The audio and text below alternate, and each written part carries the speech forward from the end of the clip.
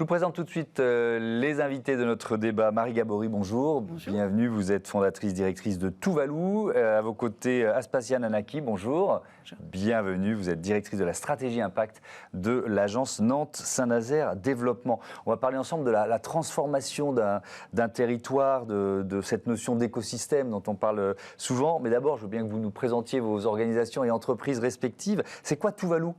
Eh bien, Tuvalu, c'est une entreprise qui est éditeur de logiciels pour permettre aux entreprises de piloter autre chose que des indicateurs financiers. Donc, le climat, on en parle beaucoup en ce moment, mais aussi tous les indicateurs de la RSE, social, sociétal et environnementaux. Et puis aussi les comités de mission, donc du coup, piloter des indicateurs d'impact. Là, notre enjeu, d'ailleurs, on est entreprise à mission, Bicorp, notre raison d'être, c'est de mettre l'impact au cœur de la stratégie, puisqu'il est urgent de changer les logiciels mentaux des dirigeants et de leur donner les outils pour piloter leur entreprise au quotidien. Donc on existe depuis 10 ans, on s'est créé à Nantes. Maintenant, nous sommes 25 collègues, entre une équipe de développeurs, des experts, et voilà. Et c'est un accompagnement qui passe par le conseil, qui passe par... C'est quel type d'accompagnement ? On est vraiment éditeur, puisque aujourd'hui, ça commence par la comptabilité carbone, et puis ça doit s'intégrer vraiment dans les processus de l'entreprise. Mais il y a tout un parcours de formation qu'on a voulu collectif, et on en reparlera parce que ça s'est aussi créé, cette démarche collective dans le cadre du territoire, et on est au niveau national et international. Et ensuite, il y a beaucoup d'accompagnement de R&D. Donc vraiment, aujourd'hui, inventer les nouvelles stratégies climat. Donc toute la chaîne, mais autour du logiciel de pilotage et comment accompagner ces nouvelles stratégies. Aspasia Nanaki, présentez-nous l'agence Nantes-Saint-Nazaire Développement. C'est quoi ? Quel est son rôle ? Alors, nous sommes l'agence de développement économique responsable du territoire de Nantes et Saint-Nazaire. À l'origine, nous étions une agence plutôt classique, je dirais, d'attractivité et de promotion du territoire. Et il y a 3 ans, nous avons fait tout un travail avec tous nos collaborateurs et notre conseil d'administration, présidé par la maire de Nantes, Johanna Roland, autour de la feuille de route de l'agence, autour d'une nouvelle feuille de route de l'agence qui met l'impact au cœur de sa stratégie. Ce qui veut dire que notre rôle est bien sûr de répondre aux besoins du territoire en matière de développement économique responsable. Un territoire qui est naturellement très attractif, mais qui souhaite rester ouvert et qui doit en même temps préserver ses ressources naturelles face à l'urgence climatique et sociale.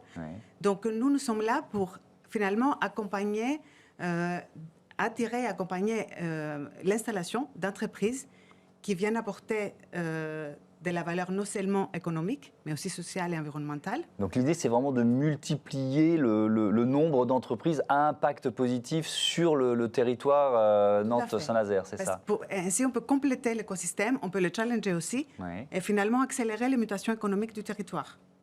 Et nous sommes organisés, puisque Marie a expliqué comment Tuvalu fonctionne, en effet, nous sommes organisés autour de trois pôles. Nous sommes une trentaine de collaborateurs, un pôle entreprise, un pôle communication et marketing territorial, et puis un pôle sur le tourisme d'affaires, avec le bureau de congrès. La dimension territoriale, je voudrais vous entendre l'une et l'autre là-dessus. C'est le bon échelon. Là, on est sur une métropole. C'est le bon échelon pour créer une compétitivité environnementale. Vous voyez ce que je veux dire ? C'est-à-dire des entreprises qui, ensemble, essayent de tendre vers un objectif de sobriété. Tuvalu, il y a 10 ans, on ne parlait pas autant de climat qu'aujourd'hui. Et si on n'avait pas eu un réseau nantais aussi dynamique, on a eu Nantes Green Capital, puis EcoCity, une Green Week, toute cette dynamique, plus tous les réseaux qui se sont animés et qui se sont vraiment soutenus et engagés sur ces enjeux, ça aurait été difficile. Après, c'est un échelon de collaboration. On se connaît, on se revoit souvent, et ensuite on peut rayonner, mais ça fait vraiment une base solide, et puis des relations interpersonnelles fortes. Et sur la durée, on reparlera de quelques opérations cibles qu'on a fait en collectif d'entreprises. Bon, ça- On peut en citer. Concrètement, c'est vrai qu'il y a 3 ans, les dirigeants responsables de l'Ouest, qui regroupent plus d'une centaine de dirigeants, ont lancé, alors on a beaucoup contribué à leur dire qu'il était urgent de s'engager pour le climat, et ils ont lancé une démarche collective pour le climat. Ils se sont engagés officiellement dans les objectifs de réduire de moins 50% leurs émissions de gaz à effet de serre entre 2020 et 2030.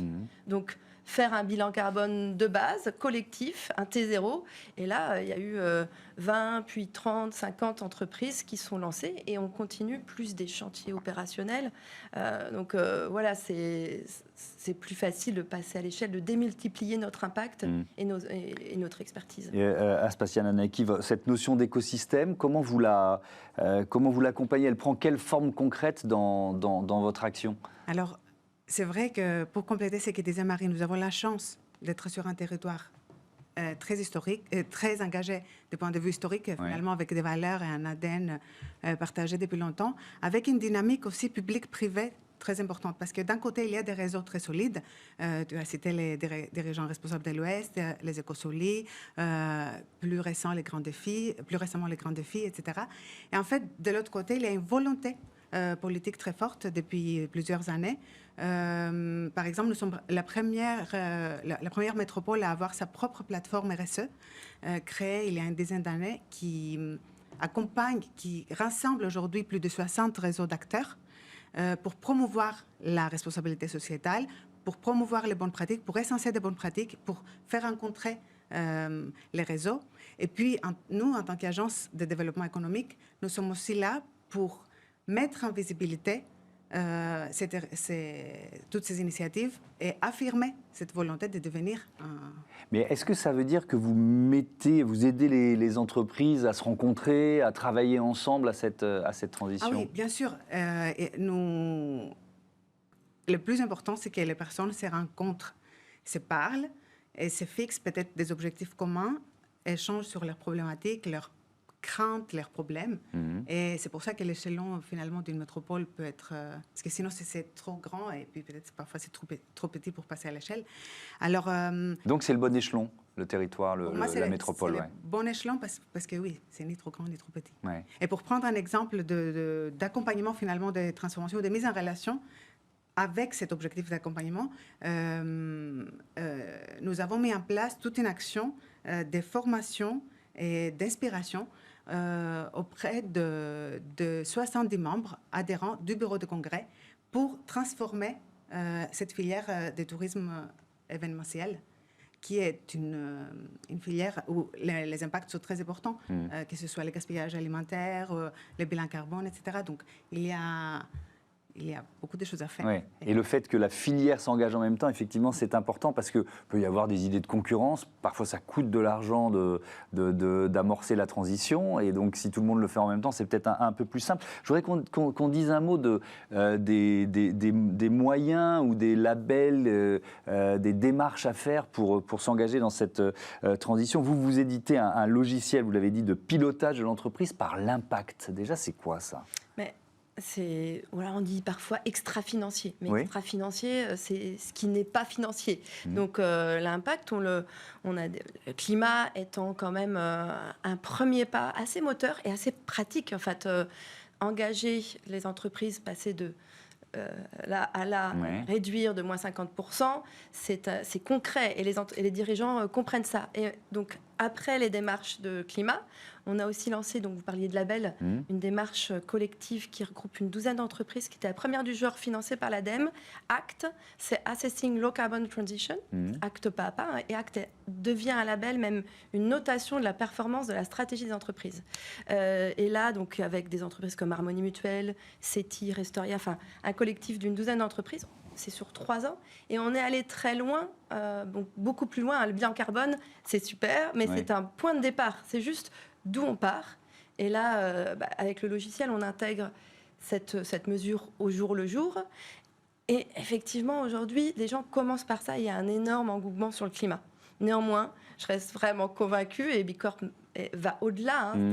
Tous les labels d'impact, c'est certes une mesure carbone, mais on ne fera pas une stratégie climat sans les hommes. On ne fera pas une stratégie climat sans le territoire. On ne fait pas une stratégie climat hors sol. Donc dans le label B Corp, il n'y a pas que le bilan carbone. Il y a vraiment une vision globale. Déjà, en tant qu'entreprise, comment on est. Et je dis souvent, il faut d'abord réduire ses impacts négatifs. Et en plus, quelle est notre contribution ? Parce que, je ne vais pas citer d'entreprise, mais je peux avoir une activité très fortement polluante et être super en RSE. Enfin, voilà, Great Place to Work, on a des super notes chez des gens qui détruisent la Terre. Donc voilà, on va vraiment... d'où l'impact au cœur de la stratégie, c'est avoir une vision 360 et globale. Et c'est pour ça, dans notre démarche RSE, on est proche du territoire. Et les entreprises, on parle aussi de relocalisation. On dit, on ne sait jamais quoi mettre dans la partie sociétale. Voilà une illustration, collaboration, travailler ensemble sur le territoire. Aspasia Nanaki, est-ce que vous, avec les entreprises que vous accompagnez, cette démarche de labellisation, B Corp ou autre, il n'y a pas que le label B Corp, c'est quelque chose que vous leur conseillez de faire? Comment vous les accompagnez dans cette démarche? Alors, il est vrai que déjà, à la base, quand une entreprise, soit elle souhaite s'installer à Nantes, donc elle peut nous demander, nous solliciter directement, ou alors on vient la chercher, via nos actions de prospection.